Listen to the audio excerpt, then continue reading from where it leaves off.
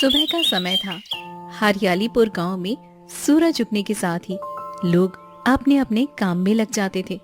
रामू और उसकी पत्नी गीता भी अपनी रोज की दिनचर्या में व्यस्त थे। रामू का खेत उसकी जिंदगी और उसकी पहचान थी। सुबह के शांत माहौल में रामू अपने खेतों में हल चला रहा था और गीता खेतों में पानी देने में लगी हुई थी। गीता, मैं खेतों में जा रहा हूँ बीजों को पानी देने। देखो, काम जल्दी खत्म कर लूंगा, फिर शाम को आराम से बैठेंगे। नहीं नहीं रामू, रुको, मैं भी चलती हूँ तुम्हारे साथ। खेत में काम में तुम्हारा हाथ बंटवा दूंगी। अच्छा ठीक है, चलो। फिर रामू और गीता दोनों ही खेत की ओर निकल जाते हैं। सुबह के शांत माहौल में रामू अपने खेतों में हल चला रहा था और गीता बीजों में पानी देने लगी हुई थी। रामू, आज खेत में काम करते करते तुम्हारी पीठ थक गई होगी ना? जाओ, थोड़ा आराम जाकर कर लो। गीता, आराम करने का समय नहीं है। अगर आज काम नहीं किया तो फसल सही समय पर नहीं बढ़ेगी। ये खेती मेरी पहचान है, इन्हें सींचना मेरी जिम्मेदारी है। रामू का दिल हमेशा अपने खेतों में धड़कता रहता था। वह जानता था कि अगर उसने मेहनत नहीं की तो उसकी जिंदगी की सारी खुशियां धरी की धरी रह जाएंगी। लेकिन उसकी मेहनत रंग ला रही थी। गीता, ये साल हमारी फसलें अच्छे से उग रही हैं।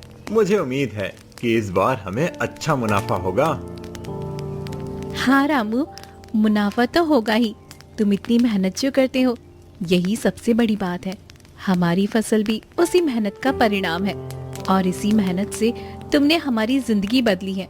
तुम हमेशा हमें अपनी मेहनत और विश्वास से प्रेरित करते हो। अरे, मेरे लिए मेरा परिवार भी सबसे बड़ी प्रेरणा है। जब तक मेरे पास मेरे परिवार का प्यार है, तब तक कोई मुश्किल मुझे डरा नहीं सकती। रामू का सपना था कि एक दिन उसके खेतों में इतनी अच्छी फसल उगे कि वह न केवल अपने परिवार की जिंदगी बेहतर बना सके, बल्कि पूरे परिवार का नाम रोशन कर सके। लेकिन यह रास्ता आसान नहीं था। खेतों में कई बार अकाल आया, बारिश नहीं हुई और फसलें मुरझा गई। फिर भी रामू कभी हार नहीं माना। आज खेतों में काम अच्छा हो रहा है। अगर बारिश सही समय पर हो जाए तो इस बार फसल अच्छी होगी। मेहनत करने से कभी पीछे नहीं हटना चाहिए।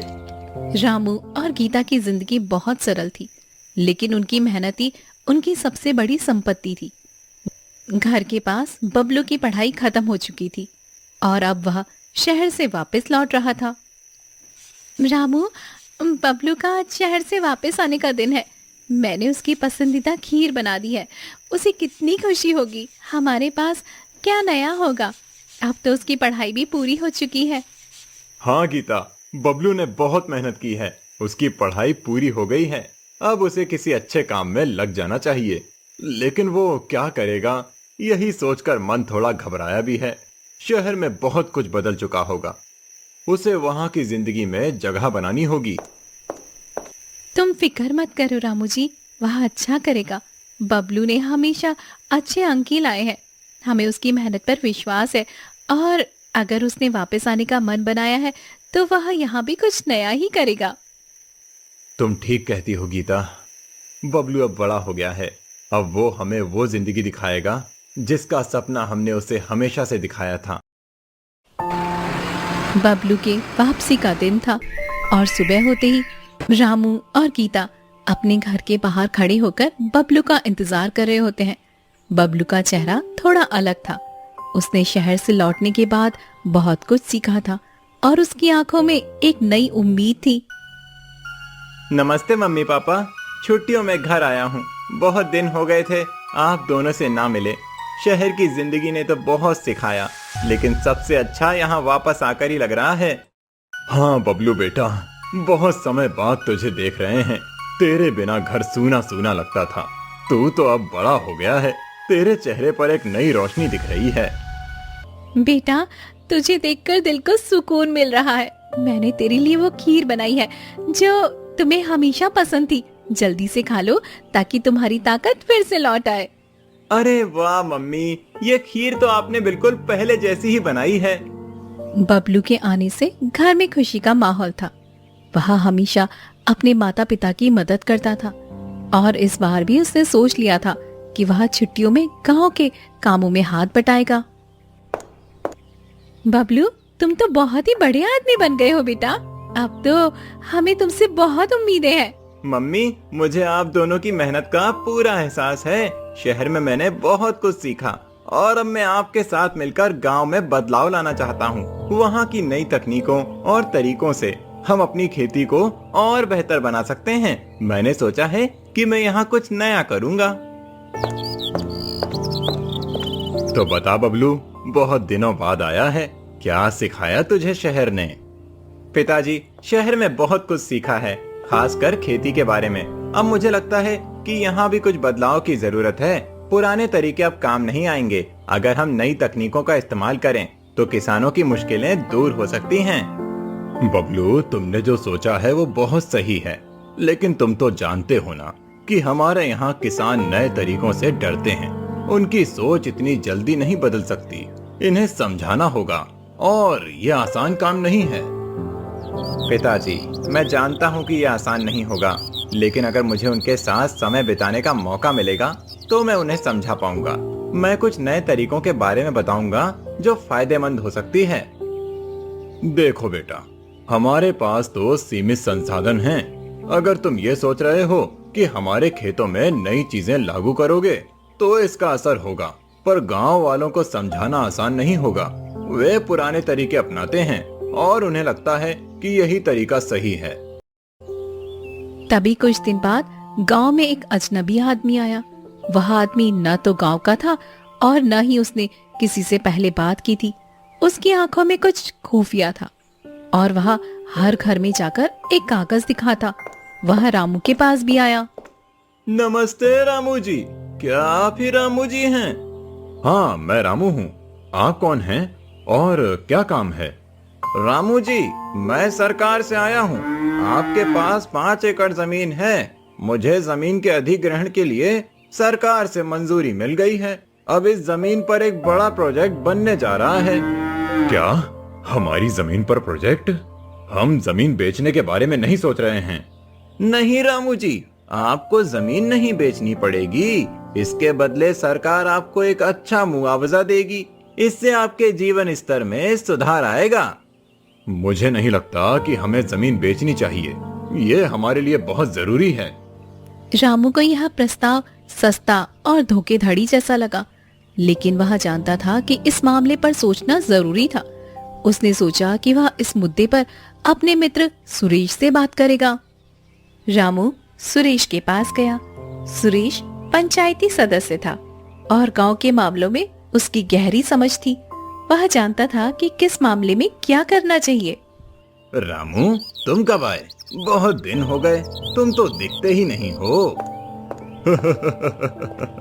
सुरेश, बहुत दिन हो गए। खेती की दौड़ धूप में फुर्सत ही नहीं मिलती, लेकिन आज सोचा तुमसे मिलकर पुराने दिन याद कर लूं। क्या बात है रामू, कुछ परेशान लग रहे हो?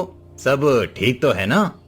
हाँ सुरेश भाई, मैं परेशान तो हूँ। तुम्हें पता है, मैंने आज एक अजनबी आदमी को देखा। वो हमारी जमीन के बारे में बात कर रहा था। क्या तुमने सुना है इसके बारे में? हाँ रामू, मुझे इसके बारे में कुछ जानकारी मिली है। सरकार ने कुछ बड़े प्रोजेक्ट शुरू किए हैं और ये प्रोजेक्ट गांव की जमीन पर बनने वाले हैं। इसमें किसानों को अच्छा मुआवजा मिलेगा, लेकिन इसके साथ ही हमें अपनी जमीन भी छोड़नी पड़ेगी। लेकिन सुरेश भाई, ये जमीन हमारी मेहनत का फल है। हम इसे नहीं छोड़ सकते। ये हमारे लिए एक धरोहर है।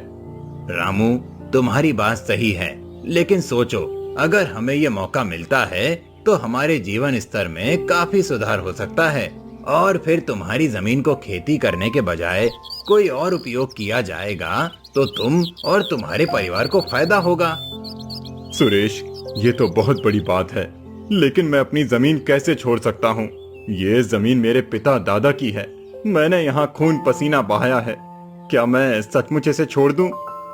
हाँ रामू, सरकार ने कहा है कि जो भी किसान अपनी जमीन छोड़ेंगे उन्हें अच्छा मुआवजा मिलेगा। ये मुआवजा इतना बड़ा होगा कि तुम्हें अपनी बाकी जिंदगी आराम से जीने का मौका मिल जाएगा। मैंने कई बार सोचा सुरेश क्या ये सही होगा या फिर मैं अपनी मेहनत और जमीन के साथ खड़ा रहूं? मुझे समझ में नहीं आ रहा। रामू, तुम्हें अपने दिल की सुननी होगी। अगर तुम सोचते हो कि ये मुआवजा और प्रोजेक्ट तुम्हारे परिवार के लिए बेहतर होगा तो ये एक मौका हो सकता है, लेकिन अगर तुम्हारे लिए जमीन का भावनात्मक जुड़ाव ज्यादा महत्वपूर्ण है तो फिर तुम्हें ये छोड़ने का फैसला नहीं करना चाहिए। रामू और सुरेश के बीच यह चर्चा जारी थी। रामू का दिल अपने खेतों के लिए धड़कता था, लेकिन उसे समझ नहीं आ रहा था कि उसे क्या करना चाहिए। बबलू ने अपने पिता की चिंता देखी और वह समझ गया कि इस समस्या का समाधान उसकी जिम्मेदारी है। उसने ठान लिया कि वह अपने पिता को सही निर्णय लेने में मदद करेगा। उसने पहले अपने दोस्तों से इस बारे में चर्चा की और फिर अपने पिता से बातचीत की।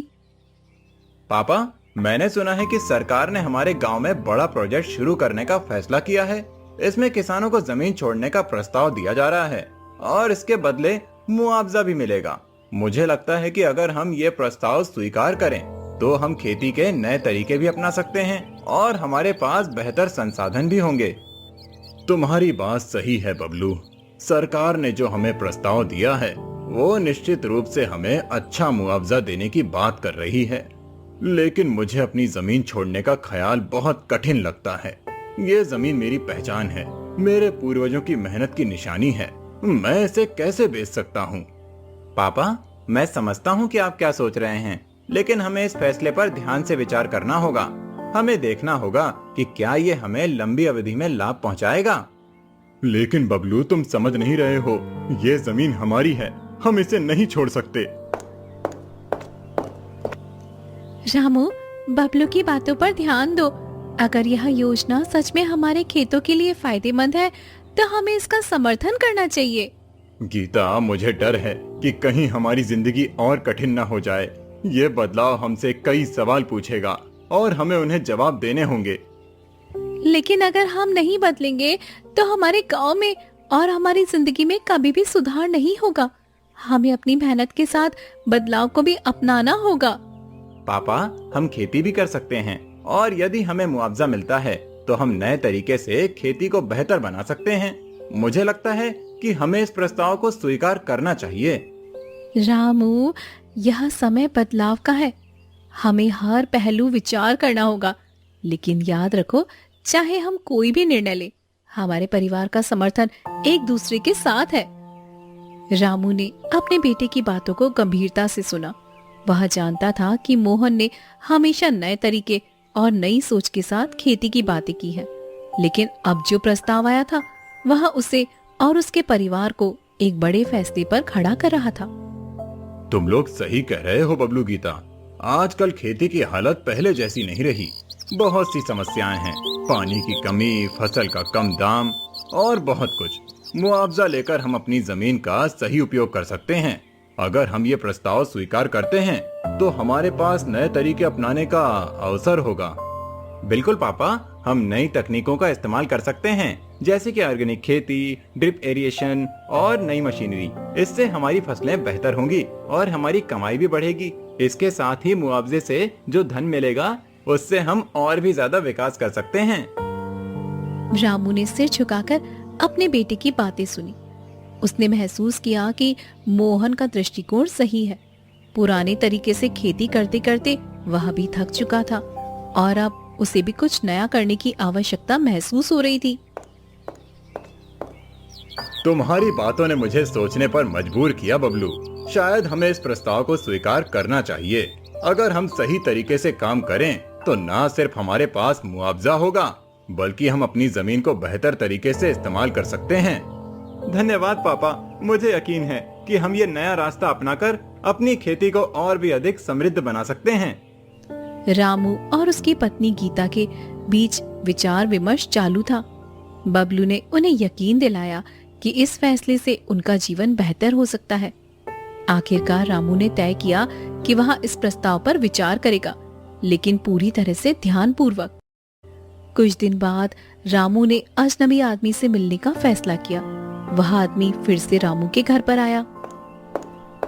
ठीक है, हम आपकी पेशकश पर विचार करेंगे, लेकिन हम चाहते हैं कि इस पर पूरी जानकारी दी जाए। और हमें पूरा विश्वास हो कि ये सही निर्णय है, तभी हम अपनी जमीन बेचेंगे। आपकी सहमति मिल गई रामू जी। अब हम आपकी जमीन के बारे में सभी कागजी कार्रवाई करेंगे। लेकिन हम अपनी जमीन का सही मूल्य जानना चाहते हैं। हमें यह भी देखना होगा कि इससे हमारे भविष्य पर क्या असर पड़ेगा। अजनबी आदमी ने रामू को सभी दस्तावेज दिखाए और यह सुनिश्चित किया कि सरकार ने उसे अच्छा मुआवजा देने का प्रस्ताव किया है। रामू ने इस पर विचार करने के बाद अपना निर्णय लिया और फैसला किया। ठीक है, हम अपनी जमीन का कुछ हिस्सा बेचने के लिए तैयार हैं। अरे वाह, ये तो बहुत ही अच्छी बात है रामू जी। आपने ये जमीन बेचने का फैसला बिल्कुल सही लिया है। आपको ये जमीन आगे जाकर बहुत मुनाफा देगी, ये मेरा वादा है आपसे। लेकिन हमारी एक शर्त है कि खेती का कुछ हिस्सा हम खुद के पास रखेंगे। बोलिए, क्या आपको ये शर्त मंजूर है? ठीक है रामू जी, हमें आपकी ये शर्त मंजूर है। जी, तब ठीक है, फिर आप आगे की कागजी कार्यवाही शुरू कीजिए।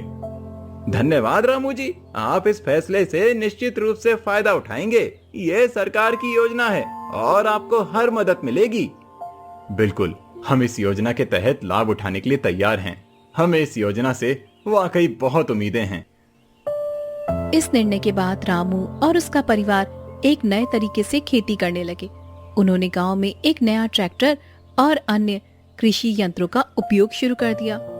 गांव में भी कई अन्य किसान इस फैसले से प्रेरित होकर अपने तरीके बदलने लगे। पापा, आपने ये जमीन बेचकर बहुत अच्छा किया। अब हम नए नए तरीके से खेती को और भी बेहतर और आगे बढ़ा सकते हैं। हाँ बबलू, इस जमीन को बेचने का फैसला बिल्कुल सही है। बबलू ने भी अपने शहर की पढ़ाई के बाद वापस आकर गांव के किसानों को भी नई तकनीक और खेती के नए तरीके सिखाने का काम शुरू किया। वह जानता था कि केवल मेहनत ही नहीं, बल्कि सही ज्ञान और तकनीकी मदद से खेती में भी और उन्नति हो सकती है। फिर कुछ दिन बाद गांव के किसान में बैठक। आप सभी को नमस्कार। मैं बबलू, रामू का बेटा। मैंने शहर में कृषि के नए नए तरीके सीखे हैं और मैं चाहता हूं कि आप लोग भी इन्हें अपनाएं। आज के समय में सिर्फ पुराने तरीके से खेती नहीं चलेगी। तकनीक और विज्ञान का इस्तेमाल करके हम खेती को और भी ज्यादा लाभकारी बना सकते हैं। नया तरीका? हमें तो यही सिखाया गया था कि जो हमारे पुरखों ने किया है वही सही है। तुम क्या नया लेकर आए हो? मैं समझता हूँ कि आप सब पुराने तरीके से परिचित हैं, लेकिन नए तरीकों से आप अपनी उपज को बढ़ा सकते हैं, जैसे ड्रिप इरिगेशन जो पानी की बचत करता है, या जैविक खाद का इस्तेमाल जो मृदा की सेहत को बेहतर करता है। इसके अलावा कुछ नई बीज किस्में भी हैं जो कम पानी में अच्छी पैदावार देती हैं। ये सब शहर की बातें हैं, क्या सच में हमारे यहाँ काम करेगा? मुझे पूरा यकीन है कि यहाँ ये काम करेगा। हम इसे यहाँ एक प्रोजेक्ट के रूप में शुरू कर सकते हैं। अगर ये काम करता है तो हम इसे सभी के साथ शेयर करेंगे। अगले हफ्ते बबलू ने एक नए खेत में नया तरीका अपनाया और फिर बबलू और कुछ किसान मिलकर ड्रिप इरिगेशन सिस्टम स्थापित करते हैं। तभी बबलू और रामू दोनों मिलकर ड्रिप इरिगेशन की पाइपलाइन को खेतों में लगाते हुए दिखते हैं। देखिए, इस प्रणाली के जरिए पानी की बर्बादी कम होगी और फसल को जरूरत के मुताबिक पानी मिलेगा, जिससे पैदावार में भी फर्क आएगा। लेकिन क्या ये महंगा नहीं होगा? पहले थोड़ी लागत आएगी, लेकिन बाद में आपको पानी की बचत और अधिक उपज मिलने के कारण फायदा होगा। ये एक लंबी अवधि में सही साबित होगा। ठीक है बेटा, हमें तुम पर विश्वास है। चलो हम नई तकनीकों की शुरुआत करते हैं। हमें उम्मीद है कि सब ठीक ही होगा। सोलर पंप की इंस्टॉलेशन की बात भी चल रही थी, जहां तकनीकी उपकरणों को सेट किया जा रहा होता है। पिताजी देखिए, अब पानी पौधों तक पहुंचेगा। ये बहुत कारगर है क्योंकि इससे पानी की बचत होगी और फसल भी जल्दी होगी। बबलू, मुझे सच में यकीन नहीं हो रहा कि ये तरीका काम करेगा। ये हमारे पुराने तरीकों से बहुत अलग है। पिताजी, कभी कभी बदलाव मुश्किल लगता है, लेकिन जब हम इसे समझेंगे तो हमें इसका फायदा मिलेगा।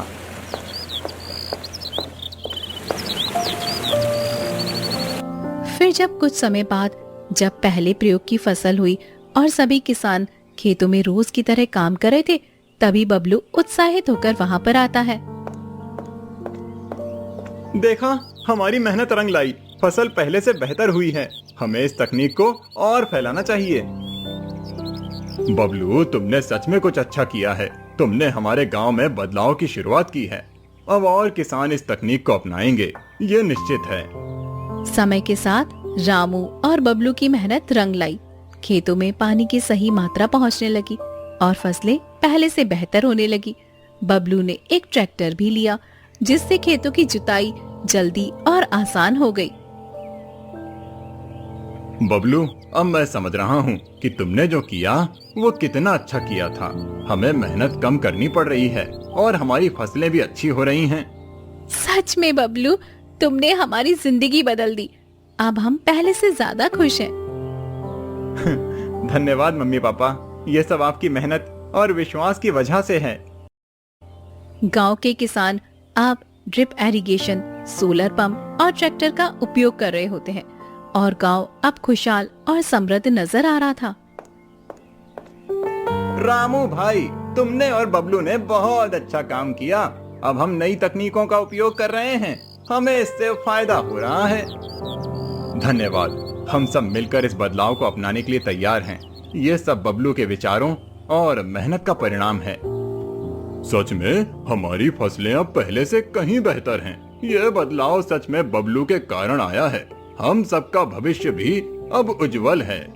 ये सब मैं अकेले नहीं कर सकता था। ये सफलता हम सबकी मेहनत और समझदारी से आई है। अब हमें अपने गांव को और बेहतर बनाना है। अब हरियालीपुर एक खुशहाल गांव बन चुका था। किसान अब पानी की बचत कर रहे थे, अच्छी फसलें उग रही थी और उनकी मेहनत का सही फल मिल रहा था। रामू, गीता और बबलू का परिवार अब एक बेहतर और खुशहाल जीवन जी रहा था। बबलू, अब मुझे समझ में आ गया है कि जब हम सही दिशा में कदम बढ़ाते हैं तो कोई भी कठिनाई हमारे रास्ते में नहीं आती। पिताजी, ये सब आपके संघर्ष और विश्वास की वजह से है। आपने हमेशा मेरा साथ दिया है। तुम दोनों ने हमारी जिंदगी बदल दी। अब हमें न सिर्फ फसलें मिल रही हैं, बल्कि अब हमारे जीवन में खुशियों की भी भरमार हो गई है। हाँ गीता, अब हमारे पास न सिर्फ खेत हैं, बल्कि हमारी मेहनत भी रंग ला रही है। अब हम अपने खेतों से और भी संतुष्ट हैं। हमें मेहनत का सही फल मिल रहा है। यह बदलाव सिर्फ एक खेत तक सीमित नहीं रहा। धीरे धीरे बबलू ने पूरे गांव में नई तकनीकियों को फैलाना शुरू किया। किसान समझने लगे थे कि मेहनत के साथ साथ सही तकनीक का इस्तेमाल भी जरूरी है। बबलू का भी अब यह सपना सच हो चुका था। अब किसान पुराने तरीकों के साथ साथ नई तकनीकियों का भी इस्तेमाल कर रहे थे और उनका जीवन आसान हो चुका था। हरियालीपुर अब खुशहाल गांव बन चुका था और रामू के परिवार ने हर कठिनाई को पार करके अपनी जमीन से प्यार और मेहनत से जीवन जीना शुरू कर दिया।